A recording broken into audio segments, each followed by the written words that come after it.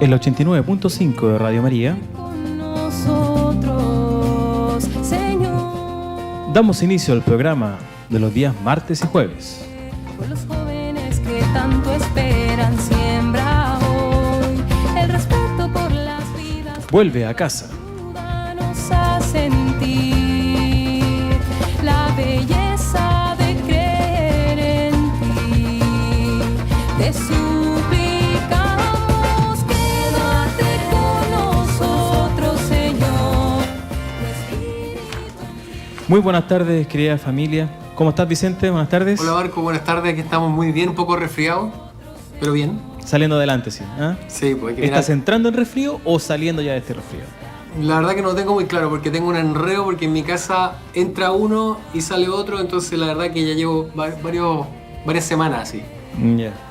Mira, hoy 17 del 7, ya ayer celebramos nuestra patrona, nuestra reina y madre, ¿cierto?, de Chile, la Virgen del Carmen, quien fue ordenada patrona de Chile por Juan Pablo II en su visita del año 85. 86. 86.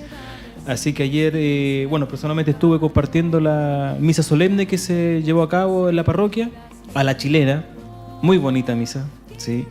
En la parroquia fue eso. En la parroquia, a las 12. Así que bastante grato, mucha gente y bonita festividad, fíjate, muy linda. Sí, la verdad es que es muy emocionante saber que tenemos una madre que nos protege, que nos ama, que pone la dulzura de la mujer. Yo creo que eso es un gran regalo que nosotros tenemos los católicos. No somos huérfanos, tenemos una mamá que fue la que nos dejó Cristo en la cruz cuando le dice a Juan aquí, hijo, aquí tienes a tu madre, y a la madre le dice, madre, aquí tienes a tu hijo. Y ese es el regalo que nos hizo Jesús de la Santísima Virgen, y esta patrona que nos cuida, que intercede por nosotros, que es la mamá de Cristo. O sea, no es cualquier persona. Ya sabemos cómo la trata Isabel cuando la visita María, como le dice, ¿quién soy yo para que me visite la madre de mi Señor? Mi hijo salta de alegría de saber que viene la madre del Señor a visitarme. Entonces, la verdad que la Virgen no es cualquier cosa. No, para nada. Y bueno, en la tarde sí no pude asistir, había una peregrinación en el sector de Cerro Alto, en la capilla, que lleva su nombre. La capilla, entonces creo que fue alrededor de las 17:30 horas. En esa no pude participar, así que si alguien tiene alguna información, por favor, por interno puede enviar para dar más detalles cómo estuvo aquella celebración. Tengo entendido que la Virgen del Carmen, nuestra patrona, tiene un rango también de autoridad, de general a de Chile. General, la mira. General, entonces es por lo mismo que, por ejemplo, me indican a mí que en una de las cuecas ante la parada militar, una de las cuecas tiene que ir dirigida a ella. También no sé si se mantendrá la imagen de ella dentro de este carrito que iba con todo el grupo, la banda, que tocan las cuecas. También hay una imagen de ella. Y por lo menos todos los uniformados tienen que hacerle honores cada vez que pasan por una imagen de la Virgen del Carmen. Por lo mismo, ayer no divisé ninguna autoridad, sí. Y eso me pareció bastante extraño.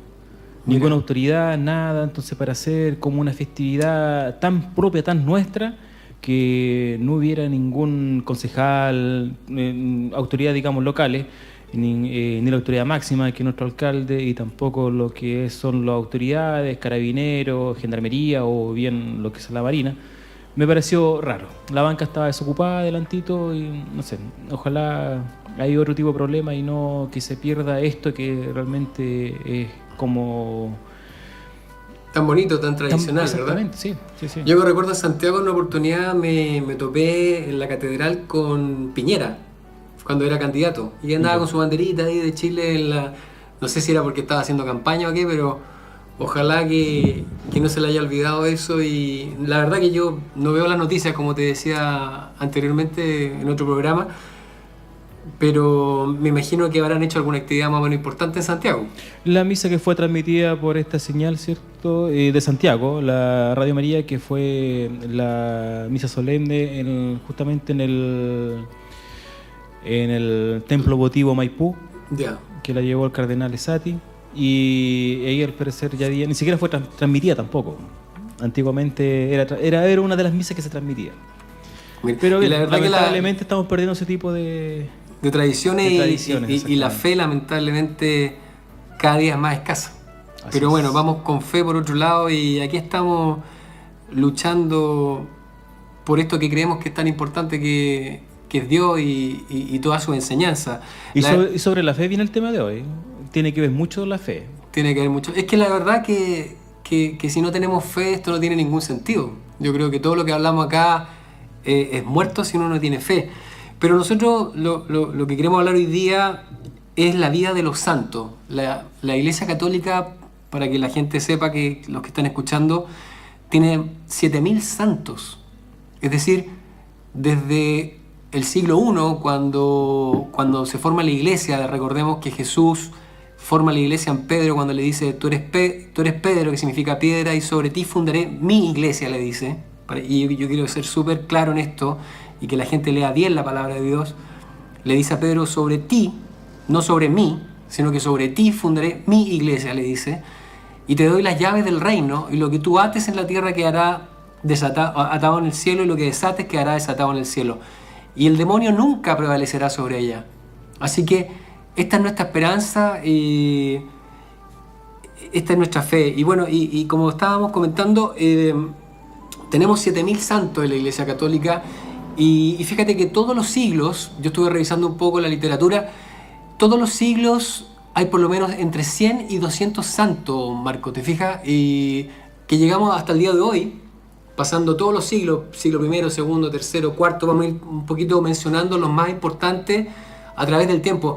Pero ¿cuál es nuestro interés de hablar de los santos? A veces hay mucha confusión respecto a esto, a veces la gente habla de idolatría. Queremos decirle a la gente que aquí no hay ninguna idolatría, nosotros simplemente veneramos a los santos como un ejemplo a seguir.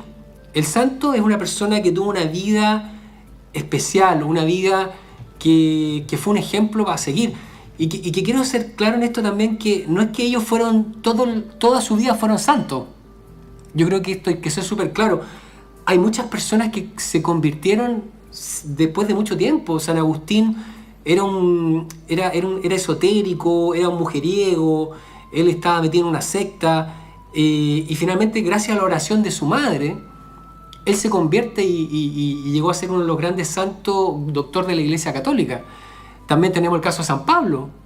Recordemos que él se llamaba Saulo, y cuando se cae del caballo camino a Damasco, Dios le pregunta, él siente una voz, una luz que le habla y le dice: Saulo, Saulo, ¿por qué me persigue? En ese momento él, que había sido un gran persecutor de la Iglesia Católica, había sido un asesino, de hecho fue el que mató al primer santo, que fue San Esteban, el primer mártir, y sin embargo él se convierte después de esta aparición que Jesús hace en su vida, que Dios hace en su vida. Claro, no a todo el mundo se le da esta posibilidad de que se le aparezca a Dios y le hable, pero finalmente, de una u otra manera, todos estamos llamados a ser santos. Yo creo que en algún minuto de nuestra vida, a través de ciertas situaciones, de ciertos golpes, nos caemos del caballo y nosotros decimos: bueno, aquí hay algo más. Yo creo que...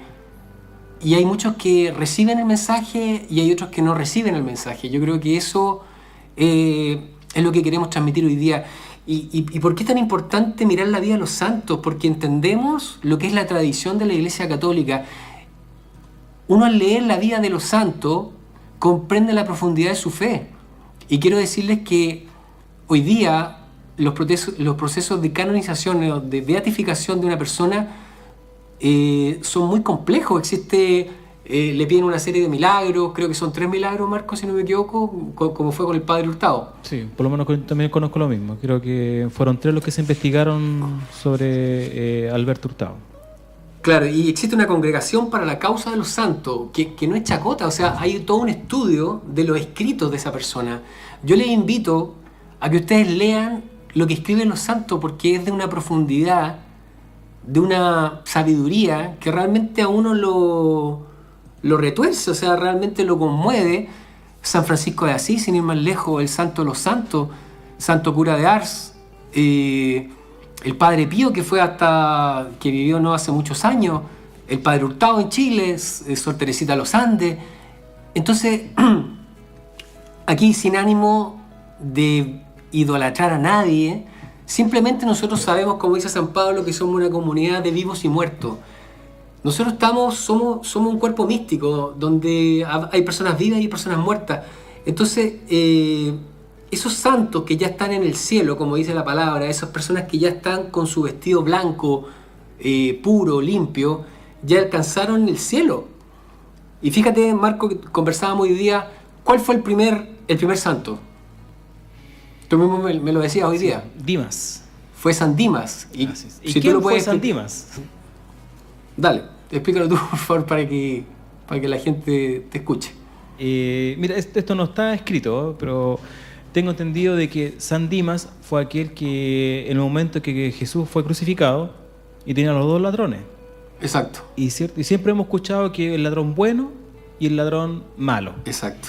Y uno de ellos fue el que discrimina, ¿cierto? Increpa a Jesús, que, oye, si tú eres hijo de Dios, ¿cómo dice hacer? Bájate esa cruz, sálvate.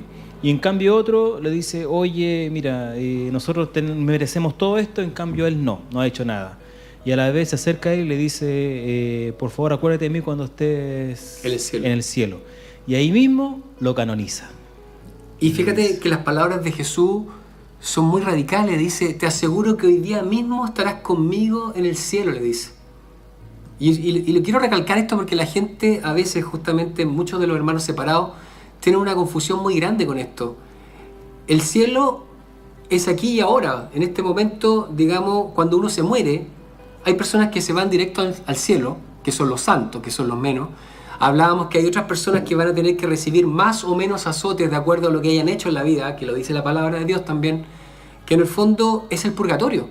Y después están los que niegan radicalmente la existencia de Dios, que eso, dice Jesús, irán a un lugar donde habrá llanto y rechinar de dientes. Y el infierno existe. Y por eso es tan importante estudiar la vida de los santos, porque han habido muchos santos que han hablado del infierno y han visto el infierno. Y aquí yo quiero también hacer un reconocimiento a todos esos santos anónimos. ¿Cuántas personas, quizás familiares de uno, que quizás anónimamente han sido personas muy buenas y quizás son santos y la iglesia lamentablemente quizás no ha sabido o no ha podido recoger la historia de ellos? Pero sin embargo son santos quizás pequeños, anónimos, pero que pueden estar en la presencia del Señor. Entonces, eso es lo bonito de esta historia, de esta tradición de la Iglesia Católica, que yo quiero decirle a las personas que nos escuchan, que la Iglesia Católica nace el siglo I, y fíjese que la Biblia, como lo hemos dicho en otras oportunidades, fue formada el siglo IV recién. Es decir, hubieron 4 siglos que la Iglesia Católica se mantuvo solamente por tradición. Y por eso que están tan equivocados los hermanos evangélicos, porque dicen que solamente la Biblia basta. Si fuera así, la Iglesia no podría haber sobrevivido 4 siglos, ¿verdad? Y en este sentido también quiero hacer la siguiente acotación.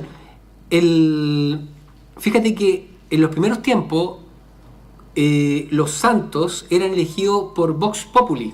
Vox populi es una palabra latina que significa por voz popular. En el fondo había un estudio que hacían los obispos y en el fondo, de acuerdo a lo que le contaban las personas, acordémonos que este es un tiempo donde prácticamente no se escribía, no había imprenta. Entonces, ¿cómo se transmitía la fe? Se transmitía de persona a persona, por transmisión oral, digamos. Entonces, fíjate que los primeros santos fueron elegidos en forma por vox populi. Después va a venir en el siglo V toda una transformación hasta lo que contábamos de que crear esta congregación para los santos, que en el fondo ya es una cosa más organizada, donde fíjate que en el siglo X fue donde el primer papa elige o designa un santo, digamos, por decisión propia.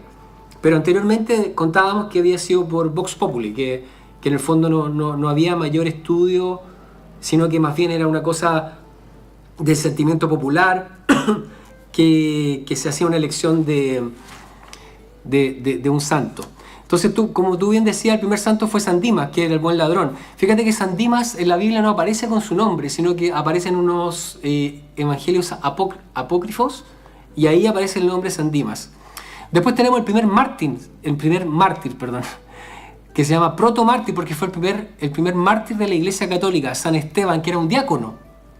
Y recordemos que San Esteban fue apedreado por San Pablo, que en ese momento se llamaba Saulo, y que era el que estaba mirando cómo lo apedreaban, porque él perseguía a los cristianos en esa época, y fue el que le sujetó las ropas mientras lo mataban.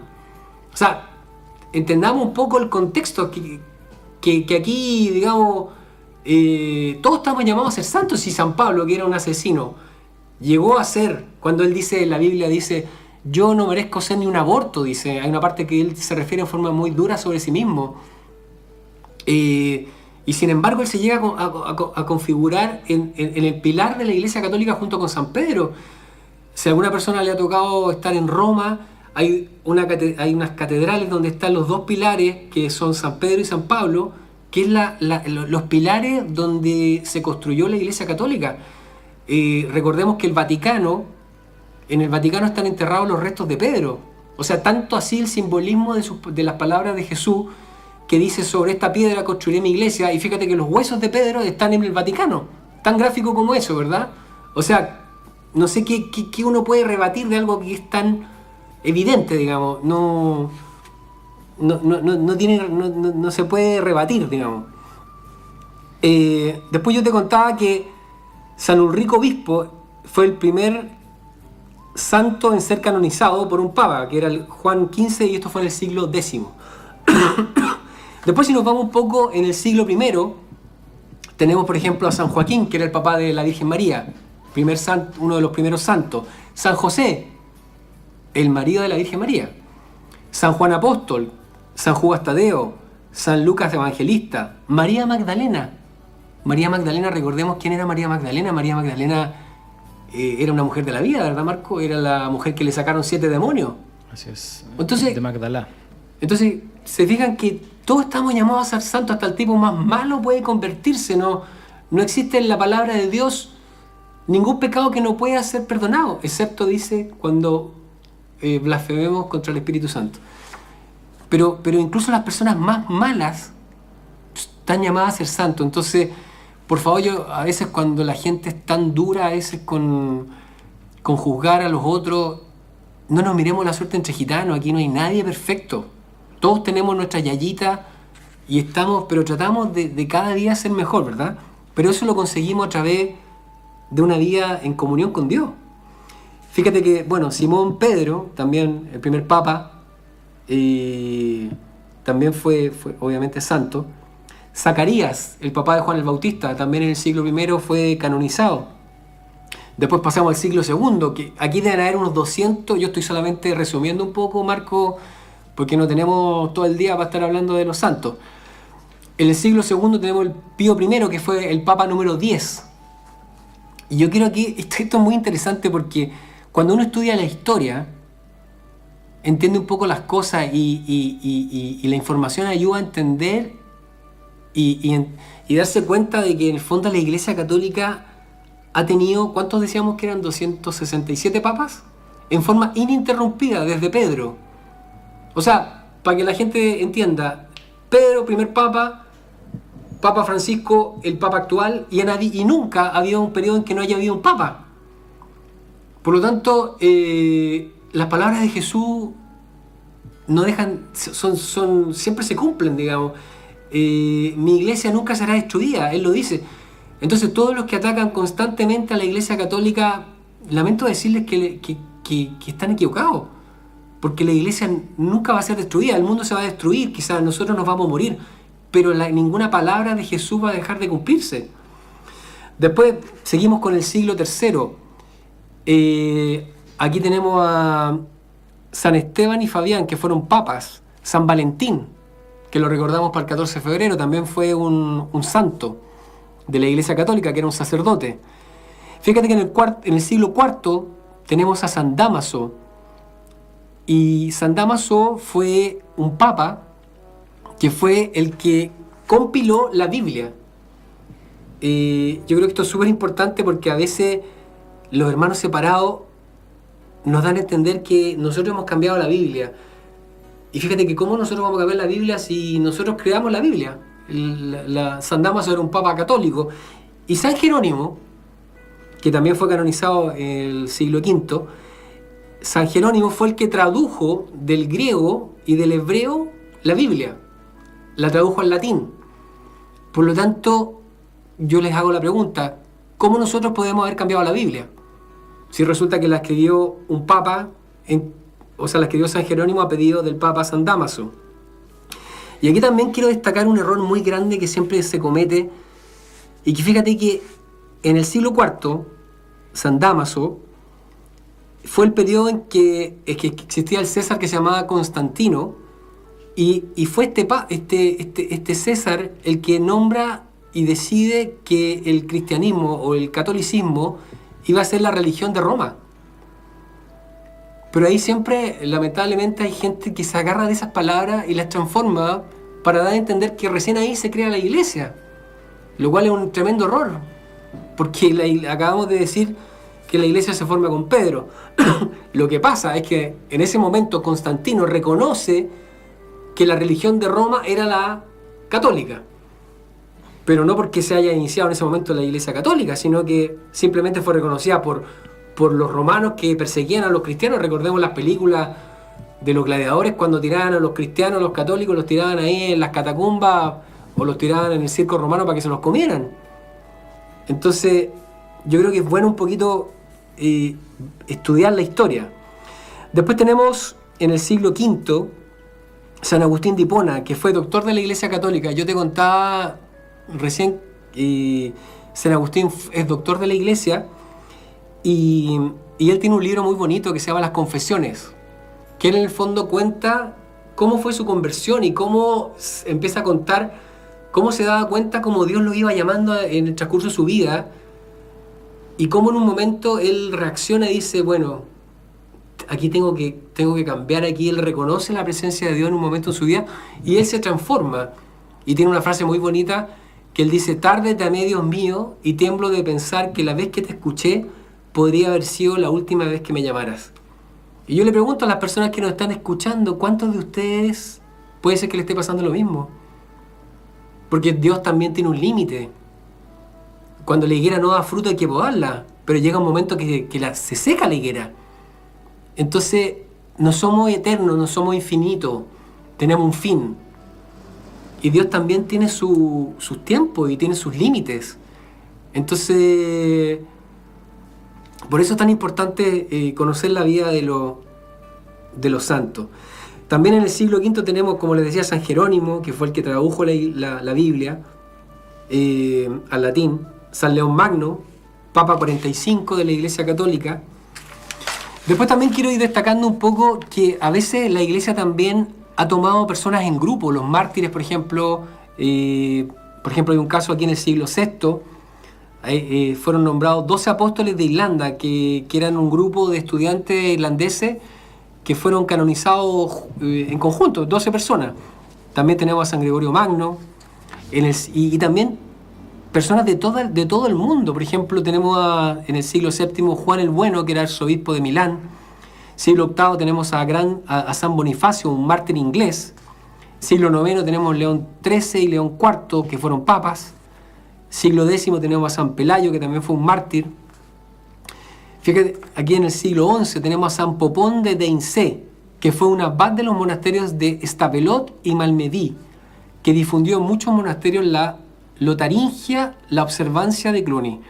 La verdad que no tengo idea de lo que es, pero por eso este mundo tan profundo que uno empieza a conocer de la historia de los monasterios, uno se da cuenta de todas estas personas de una profundidad, todos estos místicos que han, estos mismos los primeros, ¿cómo se le dice? Los primeros padres de la iglesia, que eran unos curas que se iban al desierto y que eran místicos también. Después tenemos en el siglo XIII San Antonio de Padua, que yo creo que todos lo conocemos. Santa Clara de Asís, que era una amiga de San Francisco de Asís, que forman las claretianas. Santa Isabel de Hungría. Santa Isabel de Hungría era una reina. O sea, fíjate que también tenemos personas de todo tipo, de todo nivel socioeconómico. O sea, no quiere decir que por ser pobre uno es santo, ni por ser rico uno es malo. Entonces, todo depende de lo que uno haga. Santa Catalina de Siena también en Italia. En el siglo XV tenemos a San Cipriano de Moscú. Juana de Arco, fíjate, Marco. Juana de Arco fue una santa. Juana de Arco fue, si han visto la película, ella fue una guerrera que escuchaba las voces de Dios y logró que los franceses se independizaran de los ingleses. Entonces también es una vida sorprendente, que yo creo que es interesante conocerla. Después tenemos en el siglo XVI 26 mártires de Japón que fueron matados en Nagasaki. Fíjate qué curioso, Nagasaki, donde fue que se tiró la bomba atómica. Una de las bombas, claro. Una de las bombas, Hiroshima y Nagasaki. Y fíjate que fue durante un periodo en que la iglesia era muy perseguida en Japón. Bueno, la iglesia siempre ha sido perseguida. Recordemos que en México hasta hace pocos años y hoy día matan muchos sacerdotes. Hoy día en Nicaragua estamos viendo lo que está pasando. Hay una matanza, han matado cerca de 300 personas, han detenido a obispos. Porque ¿quiénes son los que salen a dar la cara cuando pasan estas situaciones? ¿Quiénes son los primeros que están ahí como carne de cañón? Los curas, los obispos, defendiendo al pueblo. Entonces, bueno, ojalá que también veamos todo esto que hace la Iglesia Católica. En el siglo XVII tenemos a José de Calasanz, un sacerdote católico que formó el Colegio Calasanz, que es muy conocido en el mundo entero. Porque también lo bonito de conocer la vida de las personas, de estos santos, es ver su obra. Porque por sus frutos se conoce el árbol. Porque estas personas han sido personas que han dado mucho fruto. Por ejemplo, nosotros tenemos el caso, sin ir más lejos, del Padre Hurtado. El Padre Hurtado, no sé, Marco, si tú sabes un poco respecto al Padre Hurtado, si nos puedes contar algo de la vida de él, como para... Bien resumida, o sea, ¿sí? Una persona que perdió a su padre a muy temprana edad.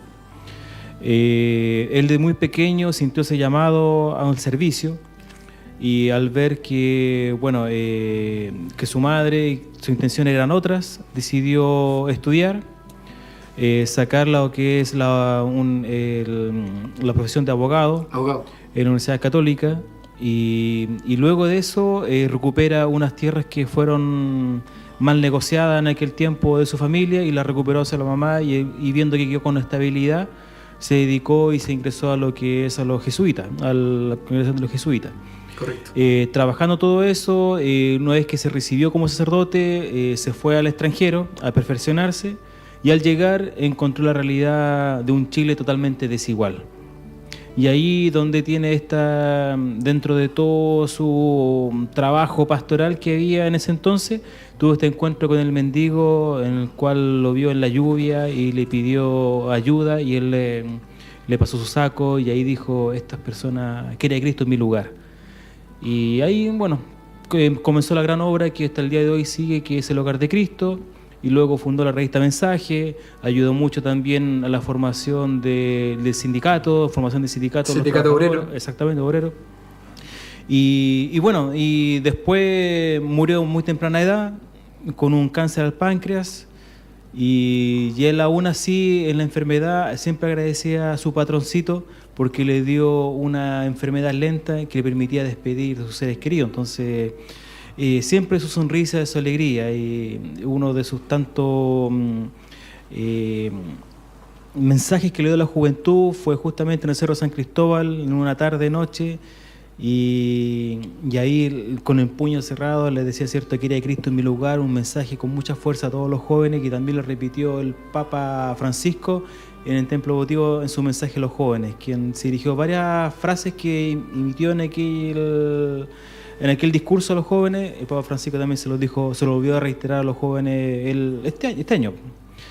Así que, bueno, como bien sabe, después de todo esto se investigaron varios sucesos que estaban ocurriendo de esta persona, de este de este curita, que era milagroso, y se empezaron a investigar.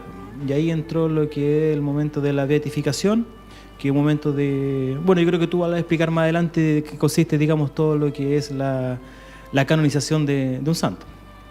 Claro, pero muy buena tu explicación y la verdad que uno ve la vida del Padre Hurtado y realmente hizo una cantidad de cosas increíbles en muy poco tiempo. Fíjate que él se ordenó sacerdote no tan joven porque él era abogado. Entonces, y la carrera de abogacía no era nada tampoco muy corta.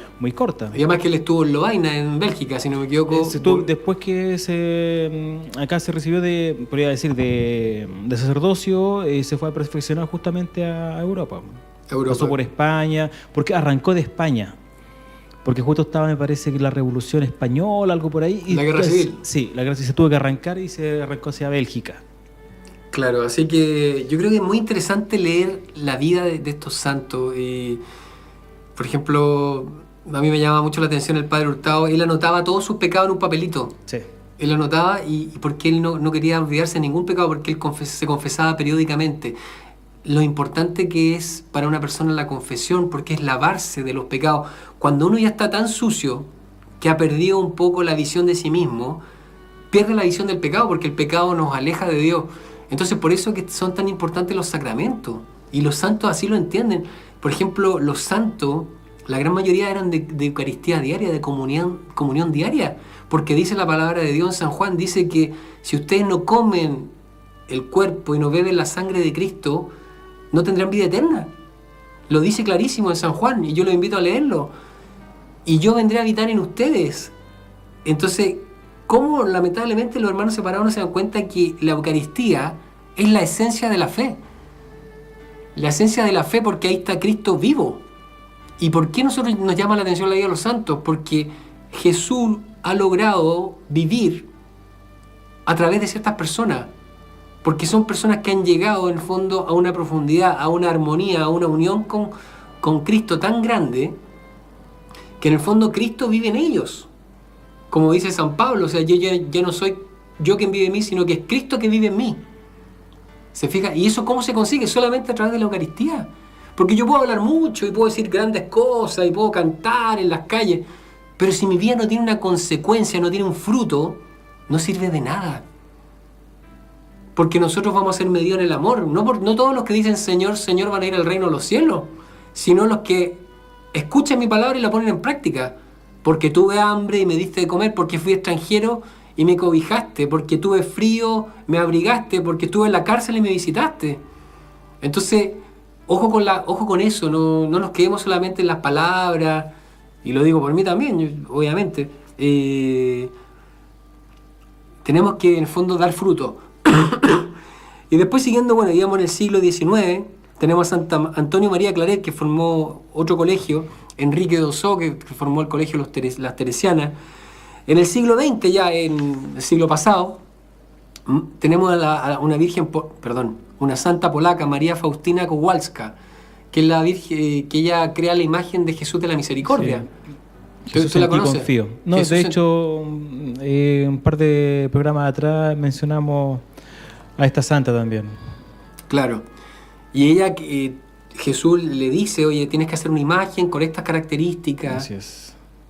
Y ahí, por favor... Que es la imagen que sale con unos rayitos desde el corazón, desde el centro del pecho, digamos, del corazón, Sagrado Corazón de Jesús. De ahí sale un rayito y esa es la imagen, digamos. Que sale la sangre y el agua de Jesús que nos limpia y nos lava. Entonces, todas estas imágenes, y aquí también quiero hacer una acotación. Nosotros hay que diferenciar entre imágenes y ídolos. Nosotros en la Iglesia Católica tenemos imágenes porque nos recuerdan algo. Es como que yo sea de Colo Colo y tenga una chapita de Colo Colo, pero eso no me hace idólatra, ¿verdad? Si yo tengo una foto de mi mamá en la pieza, yo no soy un idólatra. Simplemente tengo una imagen que me recuerda algo. O sea, yo le imagino en una cosa como de sentido común. Si el demonio ve una cruz, ¿de qué se acuerda? Obviamente que se acuerda de Cristo. Entonces, obviamente que los símbolos, los sacramentales, que le decimos nosotros los católicos, tienen mucha importancia, mucho sentido. Y no es que nosotros seamos idólatras. Por favor, diferenciemos las cosas. O sea, nosotros simplemente tenemos imágenes que nos recuerdan algo. Porque si no, entonces yo no podría tener ninguna fotografía, no podría tener ninguna escultura, porque sería un idólatra. Nosotros tampoco adoramos a los santos. Nosotros los veneramos. Y yo les voy a hacer la siguiente pregunta. A ver, muchas personas que nos están escuchando, ¿qué es lo que es adorar? Porque parece que adorar sería entonces prenderle velita o tocarle la patita al santo. Entonces yo les pido, yo les consulto a los que nos están escuchando, muchos hermanos separados, hermanos esperados, porque yo creo que más tarde que nunca van a volver a la Iglesia Católica. Entonces, ustedes si adoran a Dios, adoran a Jesús, ¿quiere decir que ustedes lo tocan? ¿Ustedes le prenden velita? ¿Ustedes se arrodillan? ¿Eso es adorar a Dios? No, ¿verdad? Entonces, se fijan que ustedes mismos, las mismas personas, los hermanos protestantes, ellos mismos se contradicen. Porque adorar es cuando yo sé que una persona es Dios. Adorar es decir, esta persona es Dios. Para nosotros los santos no son Dios. Para nosotros los santos son personas que tuvieron una vida ejemplar y que nos dejaron un legado, un ejemplo. Eso es todo, nada más. Entonces hagamos la diferencia entre adorar y venerar. Si usted pone a una persona, a un pastor, en adoración y usted o a un sacerdote y usted lo adora, bueno, ese es el problema suyo. Eso le puede pasar con el dinero, le puede pasar con las mujeres, le puede pasar con el auto. Usted verá dónde tiene su vida, sus prioridades. Pero quiero aclararle que la Iglesia Católica no adora a los santos. Simplemente los venera porque estamos todos... Si nosotros pudiéramos ver lo que es una misa, veríamos la comunión de los santos, de los ángeles, que están todos adorando al Señor. Cuando usted ve un pesebre, y es que está la Virgen María en un pesebre, ¿nosotros estamos adorando a la Virgen María? No, estamos venerando a la mamá de Cristo, porque sabemos que esa es la mamá que le dio la vida. Y que yo creo que hay que tenerle mucho respeto a la Virgen, porque la Virgen es un ejemplo de pureza, de sencillez. Y quiero decirles que uno de los tratados más bonitos que ha escrito el hombre de la Virgen María lo escribió Martín Lutero, sacerdote católico que después se separó de la Iglesia, pero lean lo que escribió Martín Lutero de la Santísima Virgen. Así que nos vamos ahí un poco cayendo del caballo, yo creo. Después, siguiendo un poco con la lista, estábamos hablando del Padre Hurtado en el siglo XXI. Como tú bien decías, Marco, el proceso canónico hoy día se celebra de una forma mucho más ordenada. Se hace un estudio a través de esta congregación para la causa de los santos, donde primero se beatifica a la persona y una vez que ya, digamos, se han hecho los estudios de sus escritos, de su vida, un análisis acabado. Y quiero decirle que en este sentido la Iglesia Católica es muy rigurosa. De hecho, la Iglesia, siempre cuando hay un milagro, para que ustedes sepan, hoy día en el mundo hay muchas... la Virgen se está apareciendo, la Virgen, porque no es que nosotros tengamos las vírgenes, sino que la Virgen es una sola. Se aparece en distintas partes del mundo en este momento. Y la Iglesia es súper cuidadosa en esas apariciones. O sea, no es como, ya chiquillos, vamos a ver a la Virgen que se apareció aquí en el cerro. No es así, sino que la Iglesia siempre es muy cuidadosa, muy prudente en hacer un estudio para ver si efectivamente es una aparición real de la Virgen o simplemente un invento, un invento mental de alguna persona. Igual que hoy día ustedes saben que hay muchas hostias sangrantes, porque cuando Jesús dice este es mi cuerpo y este es mi sangre, no es un símbolo, sino que es Jesús que se da físicamente y está presente en la Eucaristía. Y hay muchas, para que la gente sepa, hay muchos milagros eucarísticos. O sea, hoy día hay hostias. Estaba leyendo un reportaje en México de una hostia que está sangrando. Que en el fondo, y se han hecho estudios médicos, científicos, y que dicen que la hostia corresponde al corazón, al miocardio de una persona. Entonces, ¿cómo es posible explicar eso? Hay un médico mexicano que anda por el mundo mostrando estudios médicos que comprueban lo que le estoy diciendo. Entonces, Qué bonito, digamos, que descubramos a Jesús en la Eucaristía, y lamentablemente hoy día se ha perdido mucho la fe. Yo creo que los mismos católicos, la gran mayoría, no sabe que Jesús está presente en la Eucaristía. Y sí lo sabe el demonio. Cuando el demonio, una persona que está endemoniada, no puede pararse al frente del Santísimo. Para que usted sepa, salta como un conejo. Entonces usted que está vivito y coleando, no lo reconoce. Pero el demonio lo reconoce, efectivamente. El demonio se da cuenta inmediatamente de lo que es un sacramento, de la importancia de los sacramentos, de la importancia de la Eucaristía. Y nosotros, como tan livianamente, no nos damos cuenta de eso. Así que ojalá siguiéramos un poco el ejemplo de los santos, la vida de los santos, para que tenga. Por ejemplo, a mí me llama mucho la atención. ¿Tuviste, Marco, la película del Padre Pío? No he tenido la oportunidad de ver. La película del Padre Pío es una cosa impresionante. O sea, él desde niño, desde que tenía 5 años, era perseguido por el demonio. El demonio se le aparecía como un perro. Se lo perseguía. Él hace un milagro cuando tenía como 6, 7 años, hace un milagro en una iglesia. Y él se da cuenta en ese momento que Dios lo escucha.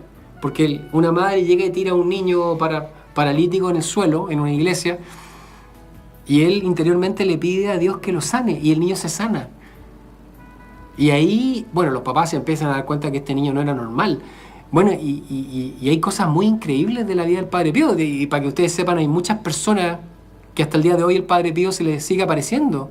Muchas personas yo conozco, tengo amigos que me han contado que el Padre Pío se le apareció en un accidente automovilístico. El Padre Pío en la película se cuenta que él tenía el don de bilocación. Él podía estar en 2 partes al mismo tiempo. Hay testimonios de personas que lo vieron, no sé, en una guerra, siendo que él nunca había salido de Italia. Por ejemplo, él tenía también el don de la confesión. Él veía a una persona y le leía el alma. Él sabía inmediatamente los pecados de la persona. Y lo invito a que vean la película, porque es una cosa impresionante. Lo otro, los santos tienen estas peleas con el demonio. El demonio le sacaba la mugre al Padre Pío. Sus compañeros de convento escuchaban los gritos y entraban a la pieza, lo veían pegado en la pared con sangre, y era porque el demonio lo golpeaba. Entonces yo creo que esas cosas a uno le llaman la atención, ¿verdad? Es una cosa impresionante. Así que por eso es un poco lo que queríamos destacar hoy día, estos santos, estas personas que están vivas, y para que, por último, la gente entienda un poco por qué, para que entiendan que los muertos no están muertos, porque Dios es un Dios de vivos, no un Dios de muertos.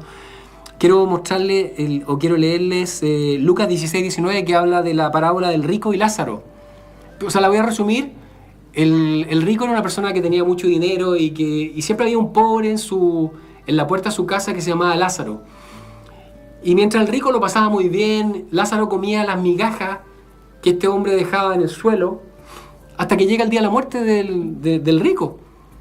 Y cuenta la parábola que en ese momento este rico se va al infierno y ve a Lázaro, que estaba disfrutando del cielo, de la alegría del Señor, y lo ve gozando ahí de todo ese amor de Dios, y ve que hay un abismo y está muerto. O sea, quiero graficar esto bien para que me entiendan que en el fondo la persona, cuando está muerta, no está durmiendo, sino que está viva, pero en otro estado, nada más.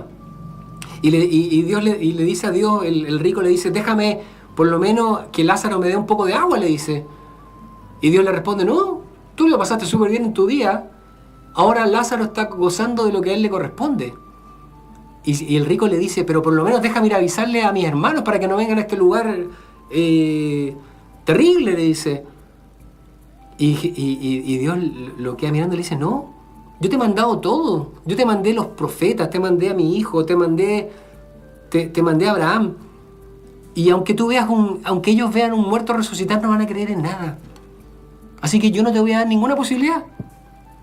Entonces, ante esta parábola, Lucas 16-19, ¿me entienden lo que estamos hablando, no? Los santos siguen vivos en otro lugar y están intercediendo por nosotros en otro estado.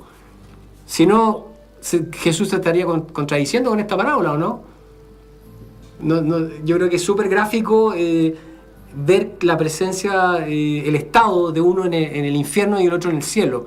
Y bueno, hay un estado que es intermedio, que es el purgatorio, que también tiene una base bíblica. Entonces, por ejemplo, la típica de Timoteo 2, donde dicen que el único mediador entre Dios y los hombres es Jesucristo, le pido a los hermanos separados que también la lean bien, porque dice, en la primera parte, dice, exhorto ante todo a que se hagan rogativas, oraciones, peticiones y acciones de gracias por todos los hombres. Entonces yo les pregunto, si Dios es el único intercesor, o sea, Jesús es el único intercesor entre Dios y los hombres, entonces las demás personas no somos intercesores. Por lo tanto, nosotros no podemos interceder por el hijo, por el papá que está sufriendo. Entonces, eso les quería decir.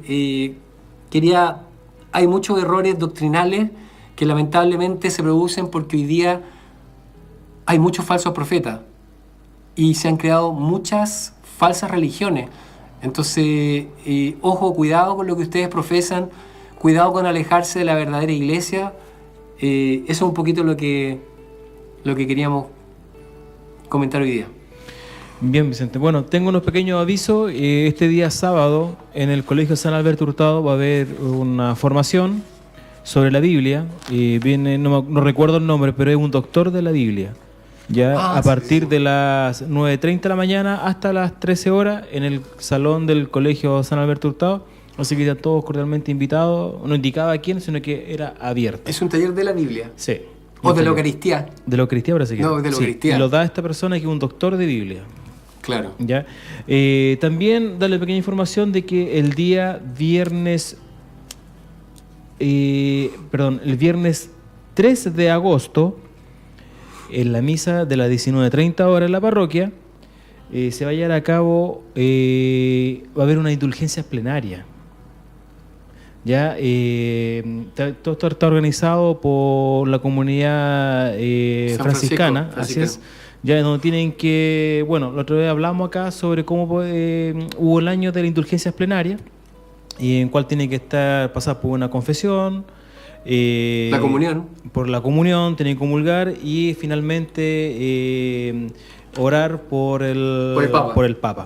Eso así es el viernes. Es el viernes 3. Así que 3 a las 19:30 horas en la parroquia. Y también están todos cordialmente invitados todos los jueves a partir de las 9 de la mañana hasta las 19:30 horas. Hay adoración al Santísimo en nuestra parroquia. Así que no necesitamos ninguna oración especial, sino que solamente la presencia para estar frente al Santísimo Sacramento. Así que, Vicente, que tenga un buen fin de semana. Gracias, Marco. Igualmente un gusto estar por aquí nuevamente. Así es. Y bueno, a todos que están descansando también muchas bendiciones y que tengan una lindo descanso, sobre todo para los jóvenes, los niños que están en etapa de vacaciones. Así que nos vemos en la repetición el día jueves y el próximo martes, si Dios quiere, aquí estaremos en martes de entrevista con Vicente. Hasta luego.